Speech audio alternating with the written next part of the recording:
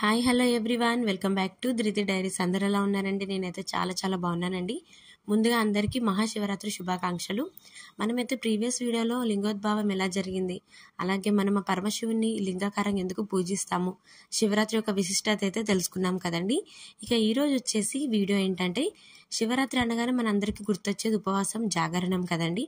మరి జాగరణం, ఉపవాసం అంటే అర్థం ఏమిటి, అసలు ఎందుకు మనం ఉండాలి, ఏ విధంగా ఉండాలి, ఉపవాసం జాగరణ చేయడానికి పాటించవలసిన నియమాలు ఏమిటనేది మనం ఇప్పుడు ఈ వీడియోలో తెలుసుకుందామండి.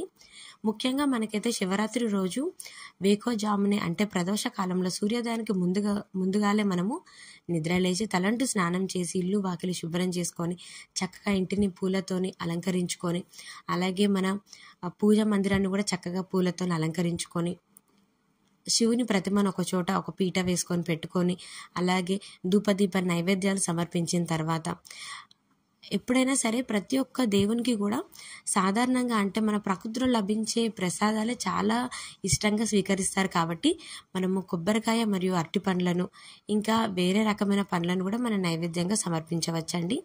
సమర్పించుకొని మన ఇంట్లో కనుక శివుని ప్రతిమ అంటే లింగాకారంగా కనుక ఉన్నట్లయితే మనం ఒక గిన్నెలో ఆ లింగాన్ని పెట్టుకొని, శివలింగాన్ని పెట్టుకొని, ఆ శివలింగానికి మనము అర్చనలు అభిషేకాలు అయితే చేయవచ్చండి. లేదు మా ఇంట్లో లింగం అనేది లేదు, శివలింగం అనేది లేదు అనుకునే వాళ్ళైతే మనం ఇంట్లో పూజ పునస్కారం అన్ని ముగించుకున్న తర్వాత గుడికి వెళ్ళి మాత్రం చేయవచ్చండి. నేను నెక్స్ట్ వీడియోలో అభిషేకాలు ఏ విధంగా చేయాలి, ఏ రకమైన అభిషేకాలు చేస్తే శివుని అనుగ్రహం మనం పొందవచ్చు అనేది తెలుసుకుందామండి. ఇక ఈరోజు వచ్చేసి వీడియోలో ఏంటంటే ఉపవాసం. ముఖ్యంగా శివరాత్రి రోజు మొదటిసారి ఉపవాసం ఉండాలనుకునే వాళ్ళు కానివ్వండి, లేకపోతే ఉపవాసం అసలు ఏ విధంగా చేయాలి అని ఎన్ని రకాలుగా ఉంటుంది అనేది ఇప్పుడు మనం తెలుసుకుందామండి. మనకి పురాతన కాలం అంటే ప్రాచీన కాలం నుంచి కూడా మనకు ఒకటి ప్రాచుర్యంలో ఉందన్నమాట. ఉపవాసం అనగానే అందరికీ గుర్తొచ్చేది ఏంటంటే 3 రకాల ఉపవాసాలు ఉంటాయన్నమాట. కొంతమంది వేకోజామున లేచి పూజా పునస్కారాలు ముగించుకున్న తర్వాత ఉదయం నుంచి సాయంత్రం వరకు అంటే సూర్యోదయం నుంచి మళ్ళీ సూర్యాస్తమయం వరకు చుక్కలు కనిపించే వరకు ఆ చంద్రుడిని చూసే వరకు కూడా కొంతమంది ఉపవాస దీక్ష అనేది విడవరన్నమాట. అంటే కేవలం ఒక నీళ్లను తాగి మాత్రమే, దీని నిర్జల ఉపవాసం అంటే కేవలం నీళ్లను మాత్రమే తీసుకొని ఉండే ఉపవాసాన్ని నిర్జల ఉపవాసం అంటారు. ఇలా ఉండడం వల్ల కూడా మనకి చాలా లాభాలు చేకూరుతాయండి. తర్వాత మరికొంతమంది ఏం చేస్తారంటే ఉదయం భోజనం చేసి నైట్ అంతా ఉపవాసం ఉంటారండి. అలా కూడా ఉండవచ్చు.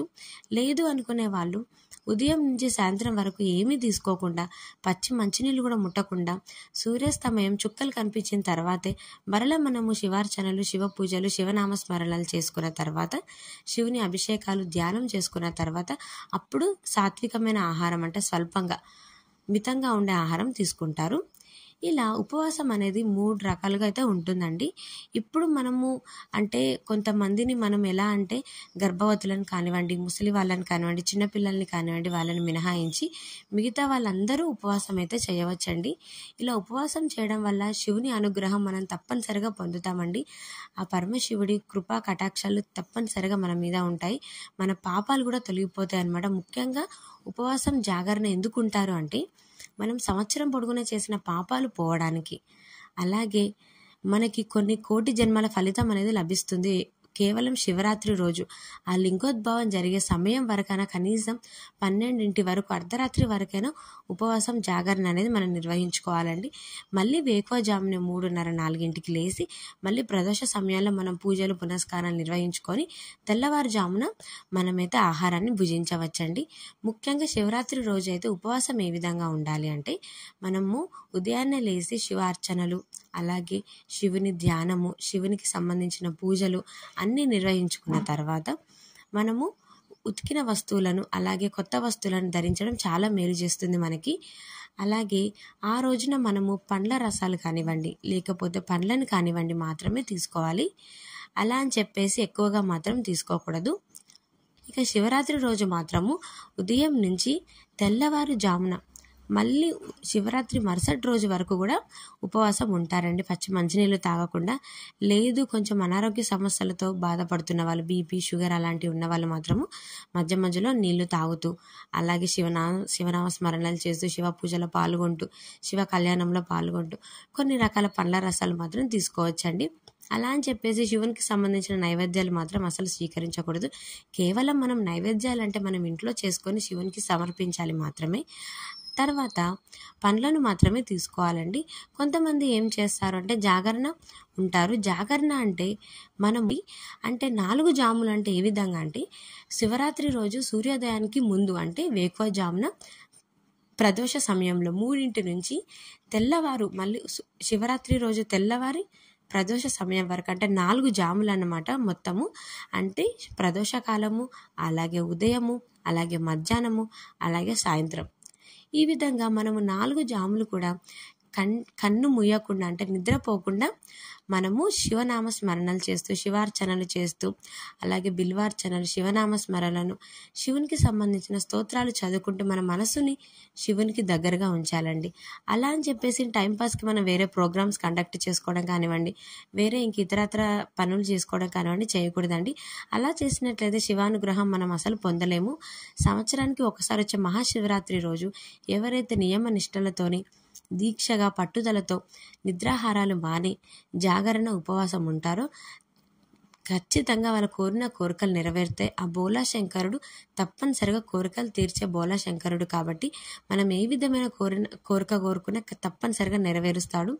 ఉపవాసం జాగరణ అనేది చాలా ముఖ్యమైన అంశాలు శివరాత్రి రోజు. కాబట్టి తప్పనిసరిగా అందరూ నియమ నిష్టమాలు పాటించి నేను చెప్పిన విధంగా ఉపవాసాలు మీరు మీ ఆరోగ్య రీత్యా మీకు ఉన్న సదుపాయాల ప్రకారము మీరు ఎలా ఉండాలి ఉపవాసం అనేది అది మీరు నిర్ణయించుకోవచ్చండి. అంటే ఉదయం నుంచి సాయంత్రం వరకు ఏం తీసుకోకుండా నైట్ ఆహారం తీసుకోవడం. చాలామంది శివరాత్రి రోజు రాత్రి ఆహారం తీసుకోరు, ఎందుకంటే జాగరణ ఉండే వాళ్ళకి కష్టం అవుతుంది కాబట్టి ఉదయం ఒకటే పూట ఆహారం స్వల్పంగా తీసుకొని ఇక మధ్యాహ్నం నుండి తెల్లవారుజామున ప్రదోష సమయం వరకు ఎవరైతే ఆహారం తీసుకోరండి. అలా ఉన్నట్లయితే మనం జాగరణ కూడా పూర్తి చేసినట్లు అవుతుంది. ఆరోగ్యరీత్యా సమస్యలు ఉన్న వాళ్ళు మాత్రం ఈ విధంగా చేయొచ్చండి. లేదు అనుకునే వాళ్ళు మాత్రం గర్భవతులు కానివ్వండి, అంటే 5 నెలల వరకే ఏ పూజ కానీ ఏ వ్రతాలు కానీ చేయడానికి అవకాశం ఉంటుంది. తర్వాత కూడా గర్భవతులకి ఆరోగ్యరీత్యా చేయకూడదని చెప్తారు పెద్దవాళ్ళు. అలాగే చిన్నపిల్లలు ఎవరైతే ఉండాలనుకుంటున్నారో వాళ్ళు కూడా ఆ శివరాత్రి రోజు కేవలం పండ్లను మాత్రమే తీసుకోవాలని చాలా శ్రేష్టం అనమాట. ఎందుకంటే మన ప్రకృతిలో లభించే ప్రతి ఒక్క ఫలం కూడా మనకి దేవునికి నైవేద్యంగా మనం సమర్పిస్తాం కాబట్టి ప్రకృతిలో లభించే మనకి సర్వసాధారణమైన పండ్లను తీసుకోవడమే శివరాత్రి రోజు చాలా శ్రేష్టము. మనం విడిగా మనము బియ్యానికి సంబంధించింది కాకుండా గోధుమ పిండితోని అలాగే వేరే ఏ రకమైన పిండితోని కానీ మనం ప్రసాదాలు తీసుకొని స్వీకరించకూడదండి. కేవలం పండ్లను మాత్రమే తీసుకోవాలి. కాకపోతే నీళ్ళను కూడా మనం తీసుకోవచ్చు. అంతా మనకి ఏ రోజైతే శివరాత్రి ప్రారంభమవుతుందో ప్రదోష కాలంలో ఫిబ్రవరి 26వ తారీఖు వేకువజామున మన నిద్ర లేచి పూజ పునస్కరించుకున్న తర్వాత మనం అఖండ దీపాన్ని అయితే వెలిగించాలండి. 2 మట్టి చిప్పలలో నిండుగా నూనె వేసి ఒకటే ఒత్తి ఉంటుంది అఖండ దీపానికి.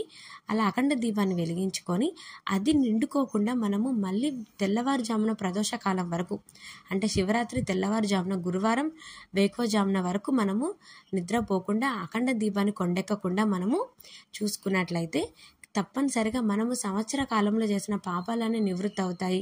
అలాగే మనకి కోటి జన్మల ఫలితం అనేది లభించడం జరుగుతుందండి. చాలామందికి ఇది కలిసి వచ్చిందనమాట.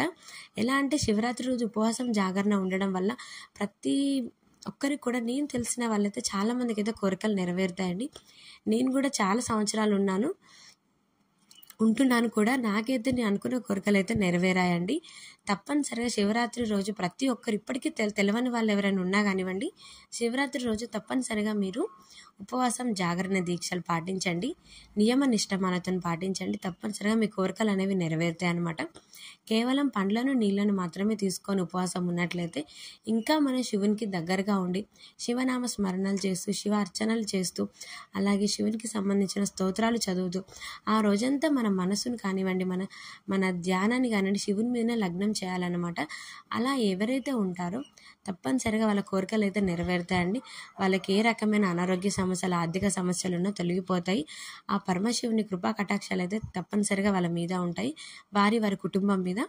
ఈ విధంగా మనం పరమశివుని అయితే మనం అనుగ్రహం పొంది పరమశివుని దగ్గర నుంచి మన అనుగ్రహం పొందడానికి ఇది ఒక చక్కటి మార్గం అన్నమాట.